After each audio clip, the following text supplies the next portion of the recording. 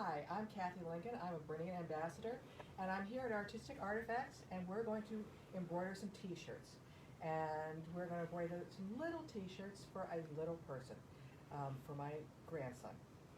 And I have lots of samples, but I'm also going to talk about stabilizer, hooping, in the machine designs, and designs that you can purchase. So let's get started. Stabilizer is where we're going to start. So we have multiple kinds of stabilizer that have multiple jobs. This is fusible polymesh. This is the first one. And this goes on the back side. It fuses onto the back side of your t-shirt, whether it's an adult or it's a child's t-shirt. It just keeps everything in place, and then you trim away the excess when you're done. Then, because we're working on knits, we're going to put a light topping on. And that keeps the stitches from being driven into the knit. So you can actually see the stitches, because there's no point in doing it if you can't see the stitches. Then all those stitches on the back of the t-shirt can get itchy. And little babies need gentle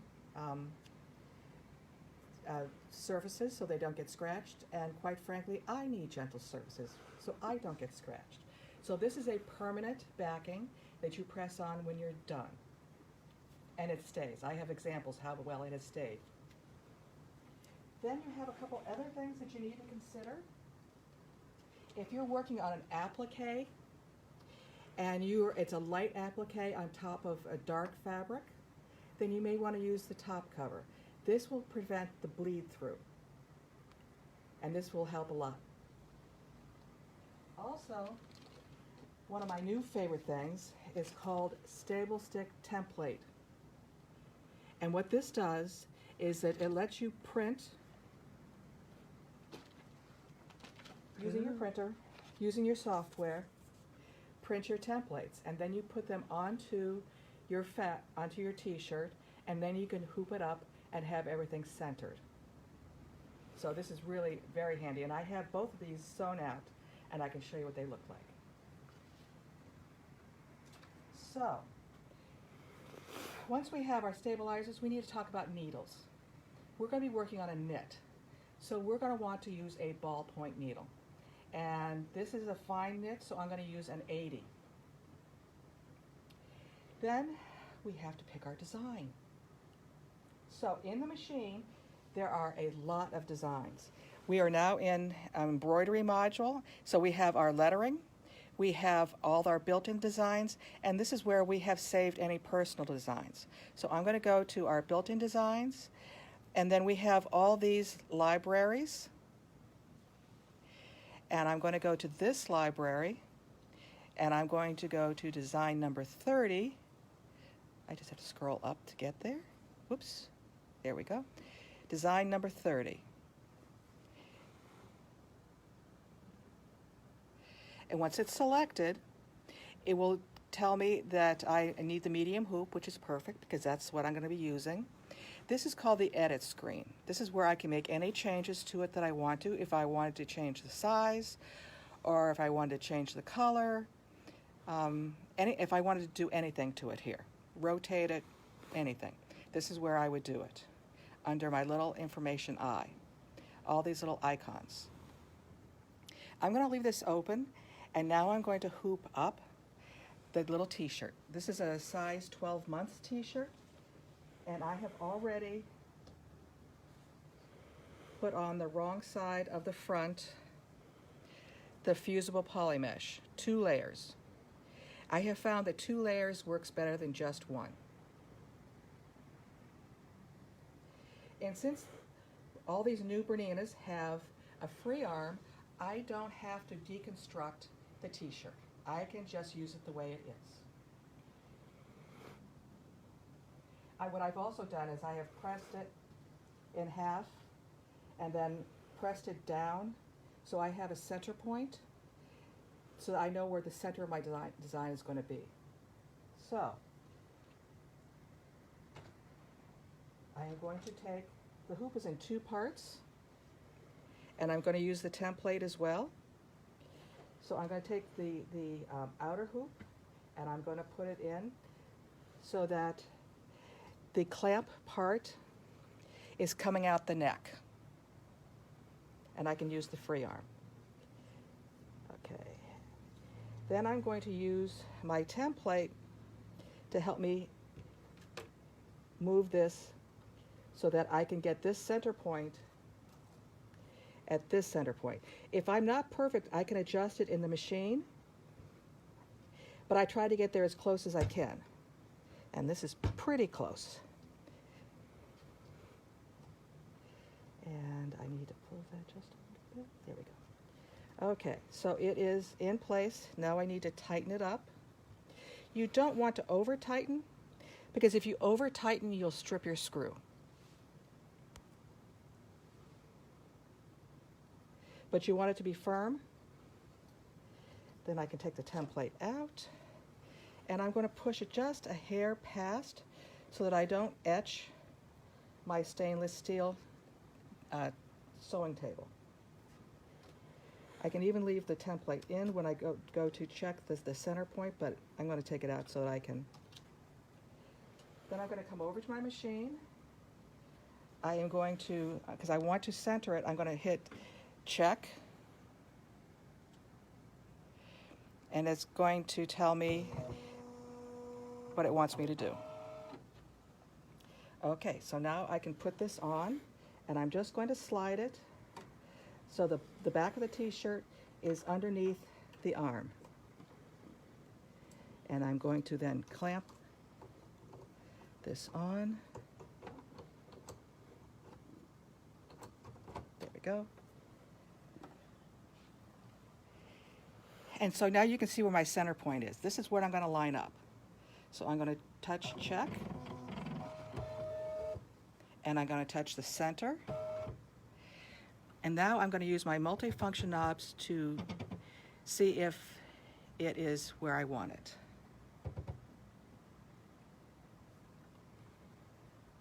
That's pretty close. So now I am going to close out of here, and I'm going to go to my sewing screen. Now let me talk about the thread. In the bobbin I have white bobbin thread because I'm working on a white t-shirt. I have my blue thread here because this is what I want to stitch out my anchor or my wheel.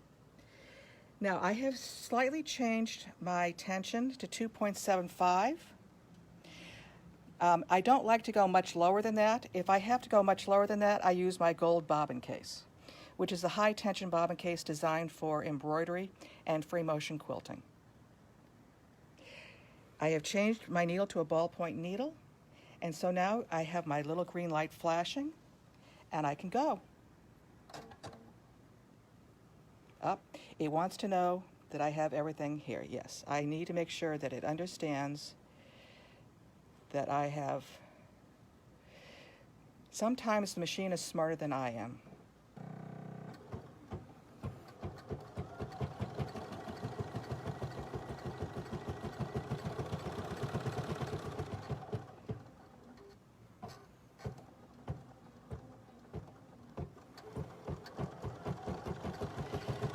Pause this for a second. Yes, my jump stitch, I didn't cut that jump stitch, but it will cut the rest of it. Okay, so while the machine is running, I know it's mesmerizing because I could watch it all the time. I'm going to show you a bunch of samples. These are all ones I made for my grandson. And these are all 0 to 3 months.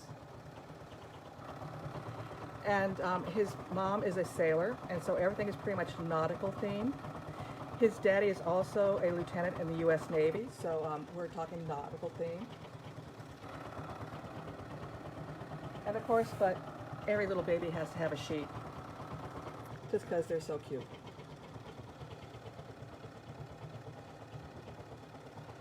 A seahorse. Now, are these patterns from in the machine? No, these are actually OESD designs. Okay. That I downloaded. Now, when you're working with a one-stitch, you just unsnap it, and then you can use it this way. And on some of these smaller ones, I had to use my small hoop because the design wouldn't fit in. So here's his little tie with anchors. When I get on a theme, I kind of stick with the theme. And then, of course, the anchor. Now, this was a built-in design on my 700. I don't believe it's built in on the 570, which is what we're working with today.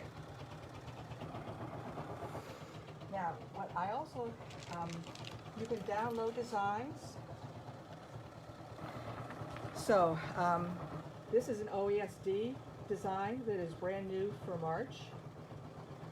And so I made both my grandsons a t-shirt with this. So I'll show you that one. I used Kiss Me, I'm Irish.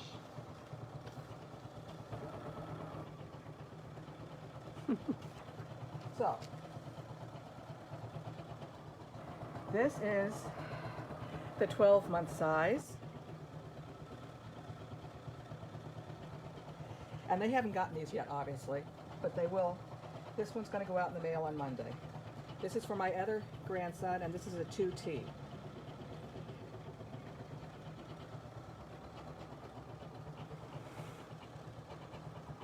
And then there is this Scissortail Designs, and this is a new one. I think this came out in February.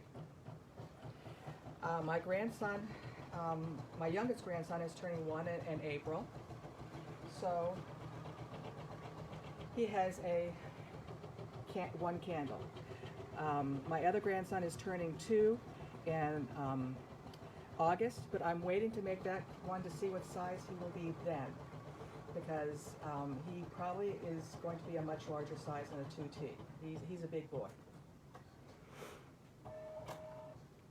But these designs, if you go to our website, artisticartifacts.com, and I believe it's either also on the front page at the very bottom or on the BERNINA page, there is a link to OESD and Scissortails.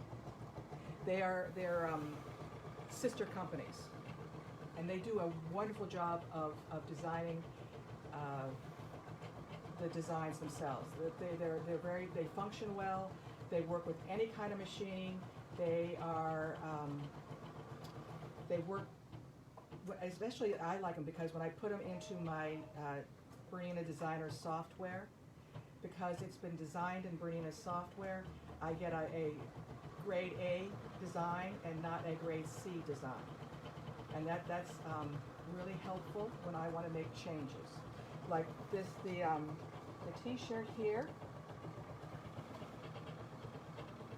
this was at 65%. Now, if I was using a grade C or grade D design, I would not have been able to change it that much and have it come out as well. So there are advantages to knowing who does your designing and what software they're doing that designing on. So let's see how we're doing. Kathy, a couple people missed the early part when you talked about the stabilizers. Okay. If you could review that again. Yes. Especially, it's like, what is the best stabilizer for baby clothes? And what was the one on top? Well, there was 2 on top. Okay. But there's fusible polymesh is what I use on the back. And then what I put on top for the knits, I forgot to do that on this. Okay, that's a boo-boo. I even had it ready because see, here's my bag of stabilizer. Okay. The joy of live. Yes. I'll show you how I should have done it. And we'll just pretend I did. How's that? But this is what I should have put on top. What you'll be able to show is the difference of why not putting it on, why you actually put it on. So, exactly. Yes. So it is now finished. The other thing I do is I put on this gentle backing on the back side of it, And I can show you how well it holds up, because I did that to all of these onesies. And it stayed put. And that's the one that keeps it from being itchy and rubbing Yes. against. Okay. Right, it's very soft. So these have been washed multiple times, and that gentle backing has not come off. Because when a baby never wears anything more than once before it has to be washed, because they do ooky things. Okay, so you can see this is not as clear as I would have liked it to be because I forgot to put the topping on. So let me show you how I would have put the topping on if I had had my wits about me. So I even have it pre-cut.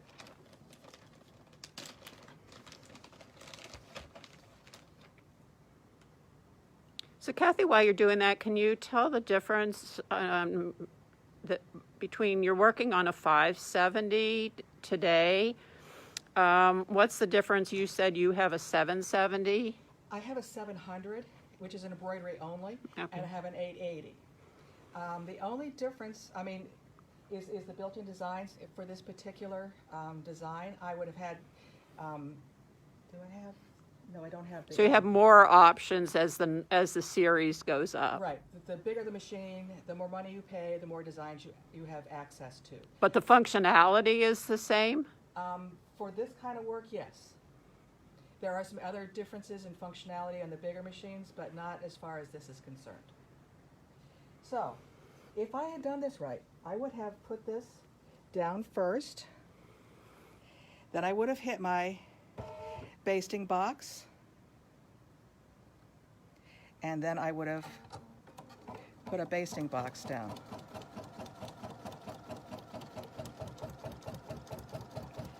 So it doesn't need to be inside the hoop, I mean, hooked into the hoop part itself. You're No. basting it down. Okay. It just should have been basted down. And then this is wash away. So what I would do now is I would take out my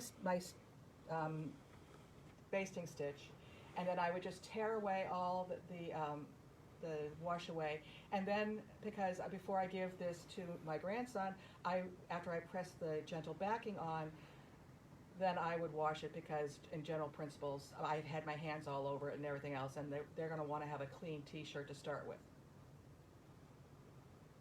So the other thing is when you put the gentle backing on, it's really soft. It feels luscious. So for the embroidery on the t-shirts, what thread were you using in the top? This is Polyfast. It's a wonderful product. It's a polyester. And what I have in the bobbin is a white deco bob. I tend to use a lighter weight in the bobbin because that way I don't have to wind my bobbin as often. And I can actually show you what the back side looks like. Let me go to my hoop, and let me go park this. So I can get it off. And let me unhoop this.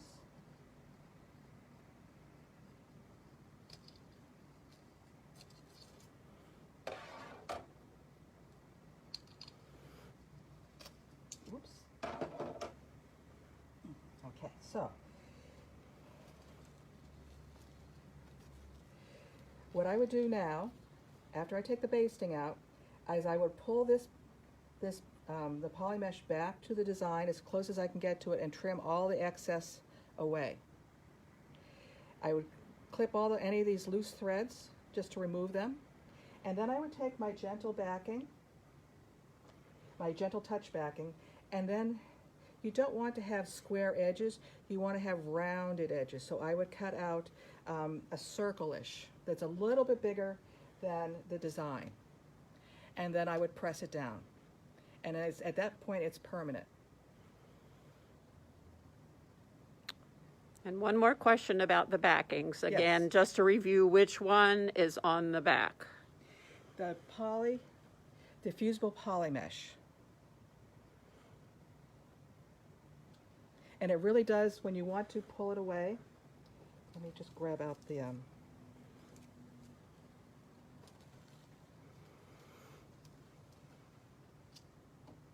take out the basting because that comes out pretty quick. And I'm a champion ripper anyhow.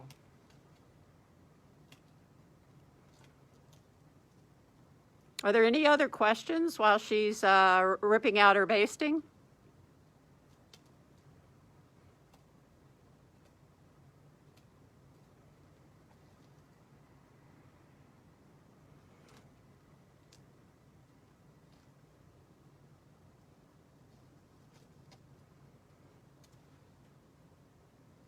So, let me just get rid of this stuff out.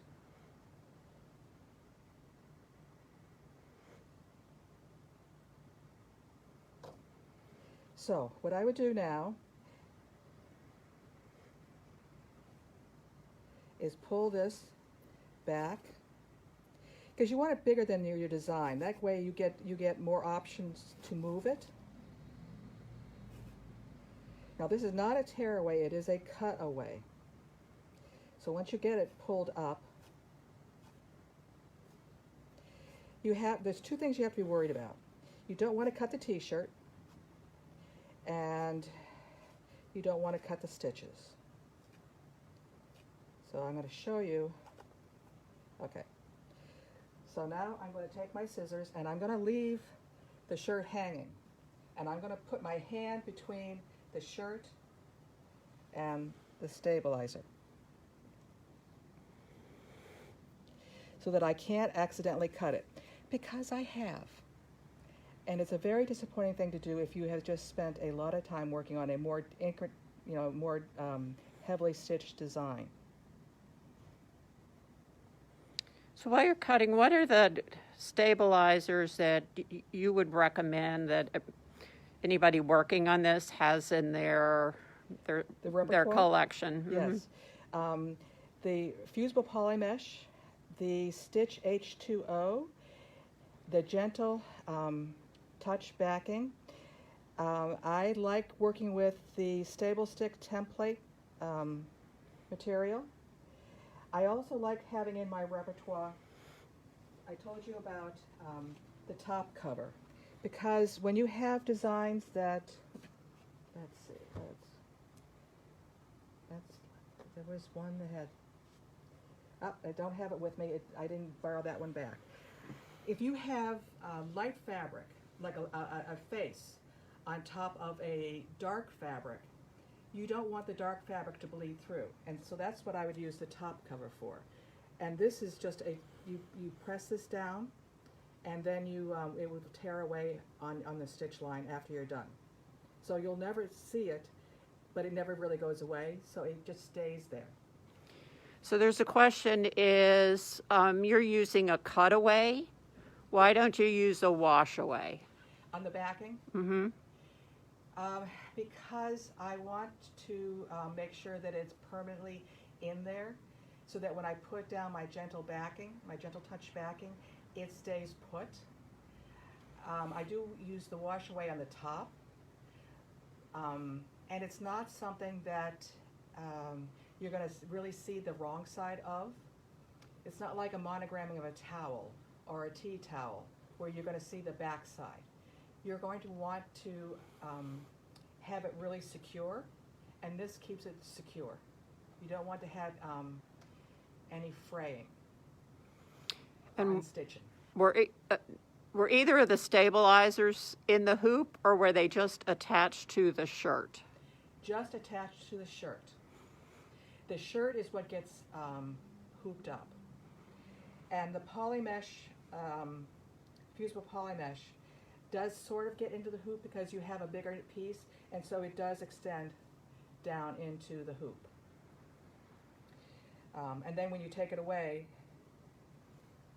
and then I will press the gentle touch on later, because I don't have an iron hot right now. And I also want to press this.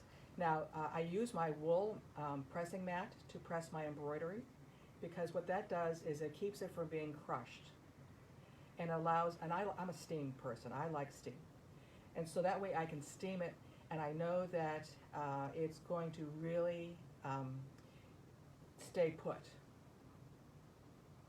And the other thing I should mention is that I always pre-wash whatever garment I'm going to do, whether it's for me. I did, for Christmas for everyone, I did aprons. And so I pre-washed all the aprons. You want the shrinkage to happen before you embroider, not after you embroider. All right, any more questions?